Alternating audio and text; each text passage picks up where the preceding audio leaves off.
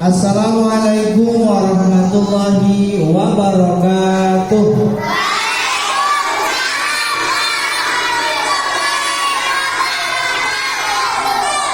Ya, tepuk semangat.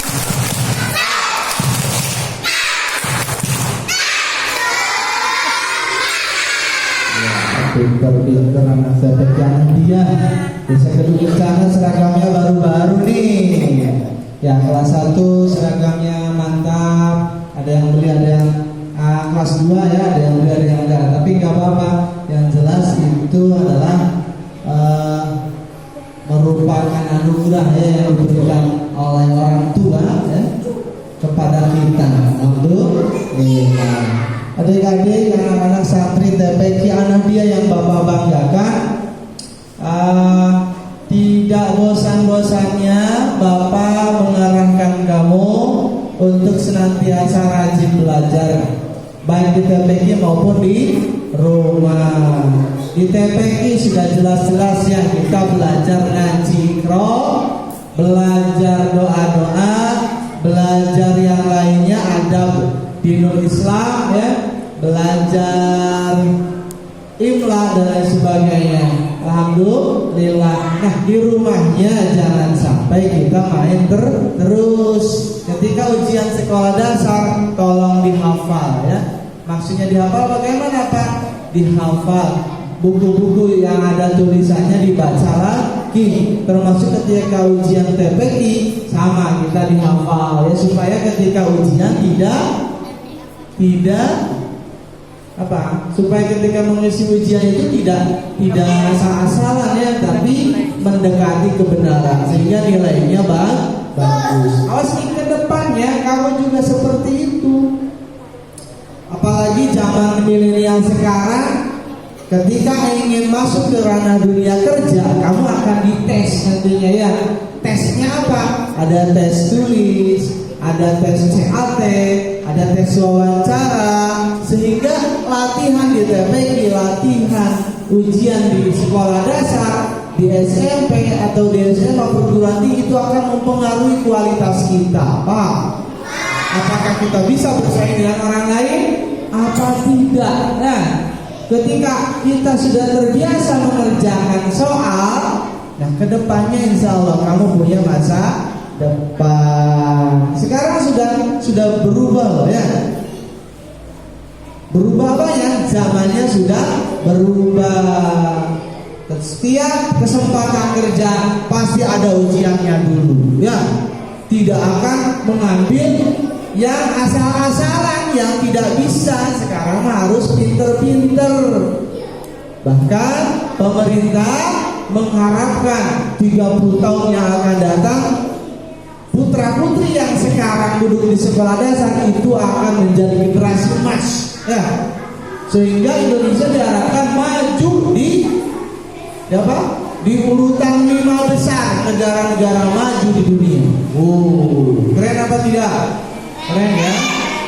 Oke, makanya kita yang sekarang ini harus mempersiapkan diri supaya bisa bersaing dengan yang lain. Nanti ketika bagi rapor, harusnya Bapak pesen nih, kalau bagi rapor itu kan yang ranking 1-nya cuma 1 orang ya, yang ranking 2-nya juga tidak lebih daripada beberapa orang. Ada yang 1 orang, ada yang kalau nilainya bentrok kan bisa jadi 2 kan gitu.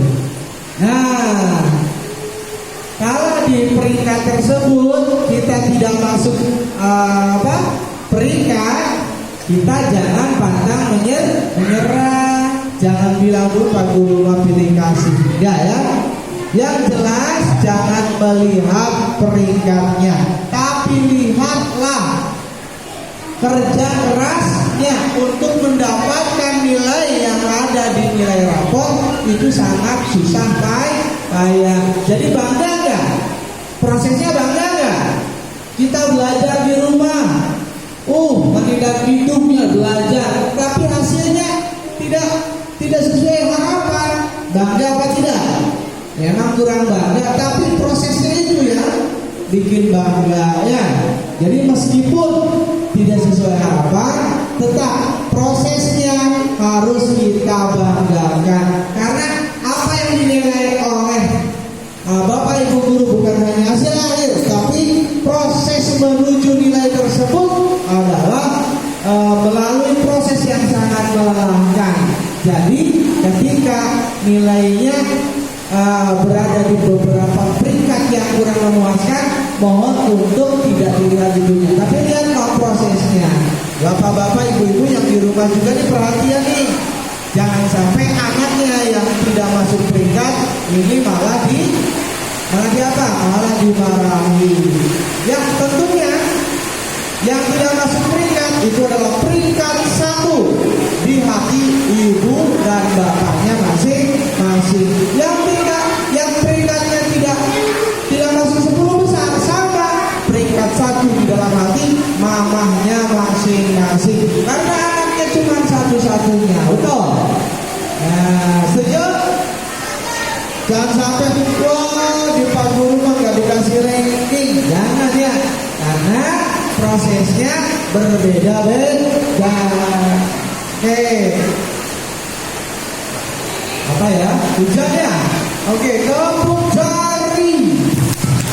Tepuk jari 1, tepuk jari 2, tepuk jari 3, tepuk jari 4, tepuk jari 5, tepuk semua.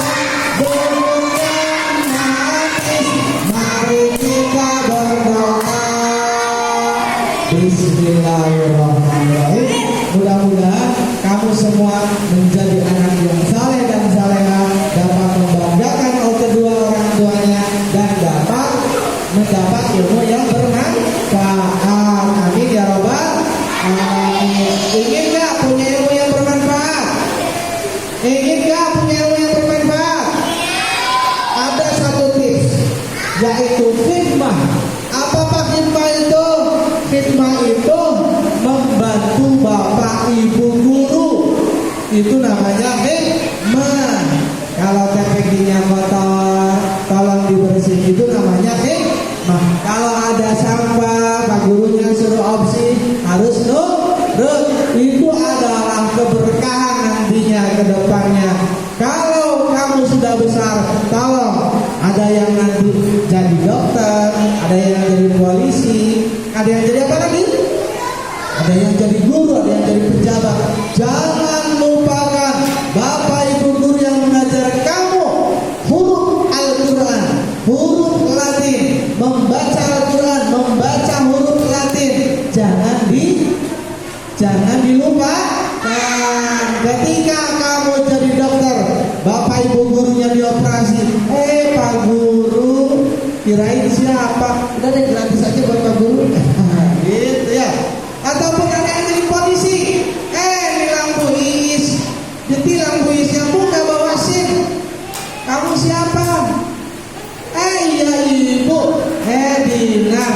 Iya. Ya udah bu, lanjut aja bu. Nah, seperti itu ya. Dan ini mah ibu guru saya, udah lanjut aja bu. Hati-hati ya bu. Gitu ya. Kemudian ada yang jadi jaksa.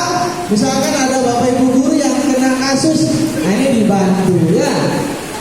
Muliakan bapak ibu guru. Kalau tidak bisa membantu, minimalnya tegur sapa ya. Jangan sampai sudah jadi orang, jabatannya lebih tinggi dari bapak ibu guru, dilupakan. Jangan sampai. Paham ya? Khidmah adalah kunci kesuksesan di masa yang akan datang. Jangan sampai kamu jadi anak nakal. Nah, oke. Terima kasih, itu saja yang dapat disampaikan. Mudah-mudahan bermanfaat.